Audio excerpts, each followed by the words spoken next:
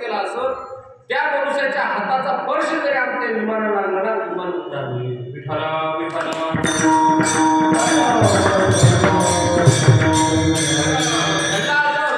राजाच्या दरबारामध्ये त्यांच्या गावामध्ये त्यांच्या नगरीमध्ये उपवास काय आहे एकादश काय हेही कोणाला माहित नव्हते.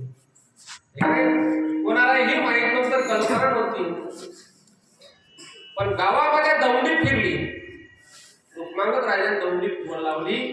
आज एकादश आहे, आपल्याला तर माहित नाही म्हणजे, पण आज जर कोणी आपल्या गावामध्ये उपवासी असेल ना माझ्यातर्फे त्यांना 5 गाव पक्ष स्वतः देतो म्हणजे, पण उपवासी असेल तर दौंडी फिरली सेवकाच्या हातावर. सेवक गावात गेले, गली गेले, ऐका हो ऐका, ऐका हो ऐका, रुक्मांगद राजाच्या दरबारामध्ये नाम आलं आहोत. आज एकादश आहे, स्वर्गातलं विमान तुमच्या लोकांमध्ये आलेलं आहे.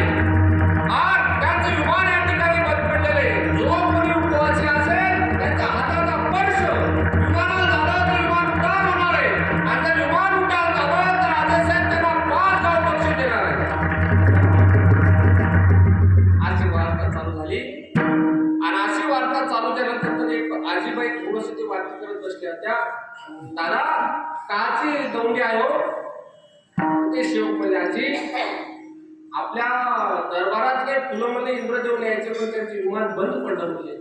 ते जर विमान चालू व्हायचं असेल तर आज एकादशी आहे, जर आपल्या गावातलं कोणी जर उपवासी असेल त्यांच्या हाताचा स्पर्श त्या विमानाला झाला ना ते विमान उड्डाण होणार आहे. राजासाहेब त्यांना 5 गाव बक्षीस देणार आहे. आजी म्हणे उपवास तर नाही म्हणले, आमची सून उपवासी म्हणजे सकाळपासून तिच्या हाताचा स्पर्श त्या विमानाला झालं चालेल का म्हणले. ते सेवक म्हणले आजी तुमच्या सुनबाईला उपवास आहे का? ती म्हणे उपवास नाही रे, मी पुरण पाहतच झटकवले.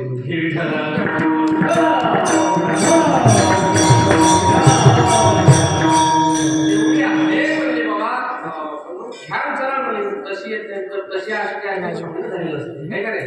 मग म्हणजे बोलवा तुमच्या मुलाला. त्यावेळेस ते सेवक त्यांच्या मुलाला बोलवायला गेले. दादा म्हणले तुमच्या मंडळीच्या हातानं जर स्पर्श जर विमानात झाला तर विमान उड्डाण होईल आणि राजेसाहेब तुम्हाला 5 गाव बक्षीस दिसतील. त्याला माहिती आपली एखादं घरी तशी काय ती येणार नाही. त्या तिकडूनच फराळाचं घेऊन आलं.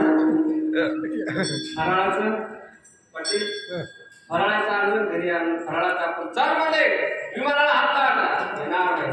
फराळ दाखवलं, फराळ दाखवली की ती माय पावली उठली, लावलं विमानाला. 5 गाव बक्षीस घरी लावणार. फराळाला दाखवलं, विमानाला हात लावला.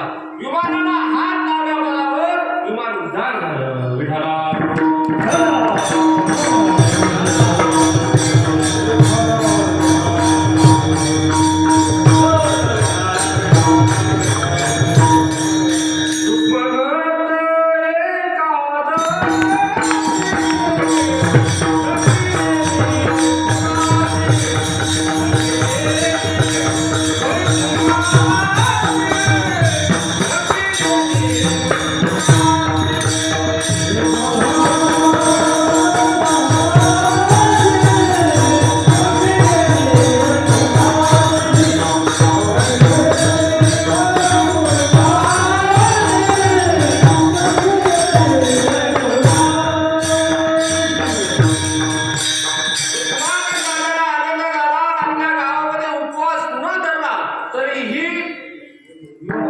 उपवास धरला नाही, उपवास घडल्या गेला. कोण्याही कारणाने उपवास घडल्या गेला त्याचा हात जर विमान लागला, विमान जर उड्डाण होत असो, स्वर्गात विमान जर उड्डाण होत असो, एवढा जर अधिकार एकादशी मध्ये असेल तर त्यावेळेस रुक्मांगद राजाने गावाचं ऐका मध्ये दर 15 दिवसाला आपल्या गावामध्ये उपवास घडला पाहिजे.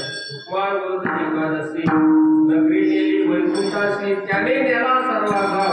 म्हणजे रुक्मांगद राजाच्या नगरीमधला एक माणूस उपवास करायला एवढं पुण्य घडून स्वर्गात विमान उड्डाण झालं एवढा अधिकार उपवासामध्ये आहे. म्हणून नारायण महाराज सांगतात की आमचाही तोच नियम आहे अभंगाचा पहिले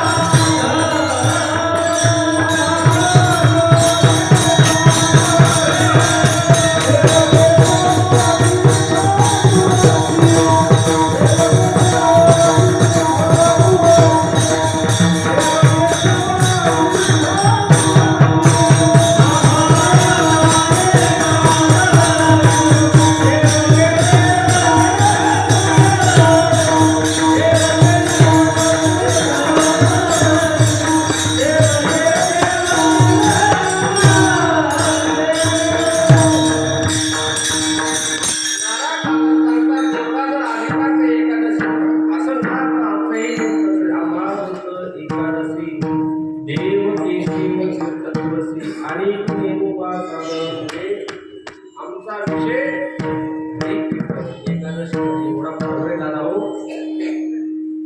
असं काय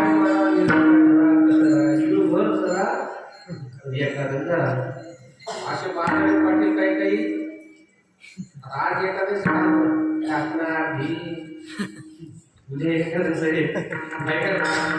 आता आज एकादश उद्याच्या उपास उठायचा कालपासून असं आहे काय दिवसभर पाहिजे काय दादा आणि ते उठत दिवसभर पण एखादा तुकोबारा सांगतात वेदाचा तो अर्थ आम्हाशी व्हावा येराणी व्हावा भारमाता पण एकादशी सोमवार व्रत एकादशी न करती कोण तयाची गती होईल नेणू तुकोबारा सांगतात एकादशीचं नेम जर पूर्ण करत बसतो त्याची काय गती होईल आम्हाला सांगता येत नाही. कारण तुकोबारा सांगतात वेदाचा अर्थ आम्हालाच माहिती आहे तर एवढा अधिकार तुकोबारा पण ते तुकोबारा सांगतात एकादश सोमवारचं व्रत केलं त्याची काय गती त्याची आम्हालाच सांगता येत नाही.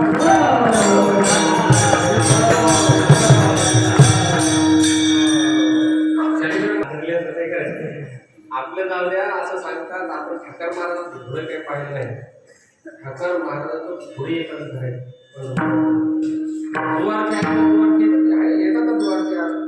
दुवार्थी एखादं जर अधिक ठाकर बाबाकडे लोक बाबा एखादच कधीची आजची एका उद्याची आपल्याला धरायची त्यावेळेस ठाकर बाबा काय करायचे असे हरभरे घ्यायचे हे हरभरे घ्यायचे चेने घ्यायची घोड्यापासून ठेवायचं जर घोड्यानं हरभरे खाल्ले नाही ना असं सांगायला ठाकर बाबा आज एखाद्या घरात म्हणजे एवढा अधिकार आहे एकादशीमध्ये पण आपण धरत नाही.